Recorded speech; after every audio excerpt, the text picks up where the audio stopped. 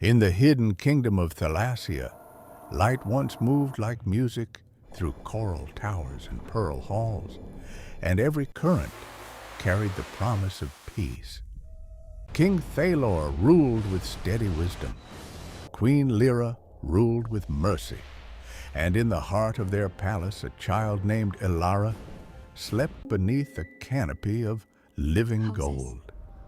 But golden ages rarely announce their ending. They shatter in a single night. Steel flashed between the columns. Royal guards fell in spirals of blood and drifting silk. The warm glow of the throne room dimmed beneath the shadow of revolt as Lord Varric stormed the palace with those who had traded loyalty for fear. Thalor met the attack at the foot of the throne. Thalassia does not belong to tyrants. Varric answered with a blade driven deep and without hesitation.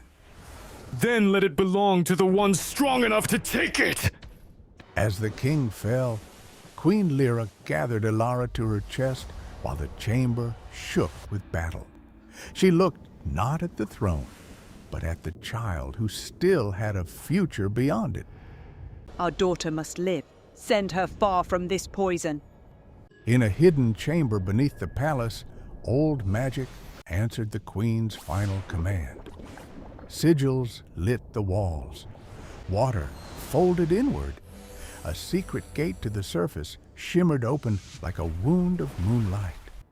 A loyal guardian carried Elara through the trembling dark while the kingdom collapsed above. Listen to me, Elara. You are the true heir. Live among them. Grow strong. One day you will return. I will make them proud. The spell took hold. Scales dissolved into light. Her tail split into trembling human legs she did not understand. Fear rose in her throat, but she did not look away. Then Exile claimed her. The guardian pushed Elara through the portal, and the sea gave up its daughter to another world. She arrived on a lonely shore beneath a cold night sky, coughing salt water onto black sand as waves dragged at her feet. Behind her, the portal vanished. Ahead of her waited silence.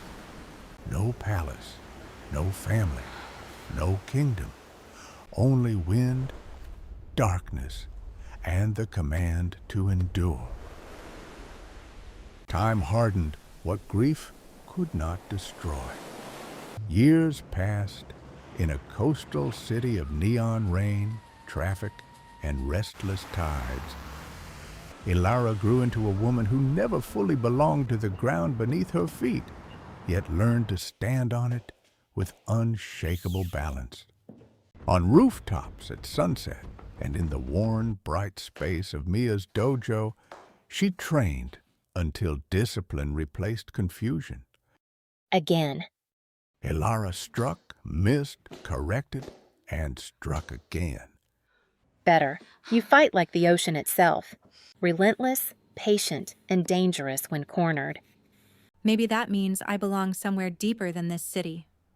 Or maybe it means you're still running from a story your heart remembers before your mind does. Elara never answered that question the same way twice. In the human world, she learned more than combat. She learned restraint. She learned how to read fear in a room before fear became violence. She learned that leadership was not noise, but calm held long enough for others to borrow.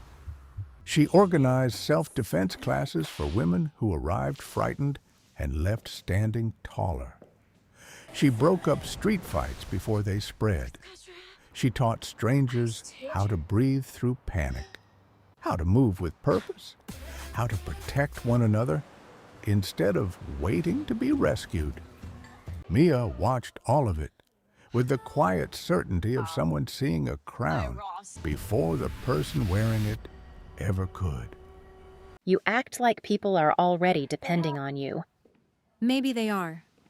Still, The sea kept calling in ways Elara could never explain. Glasses trembled when her temper slipped. Rain bent toward her skin. Harbor water brightened when she walked the pier alone at night. Something ancient slept beneath her human heartbeat, waiting not to be invented, but remembered.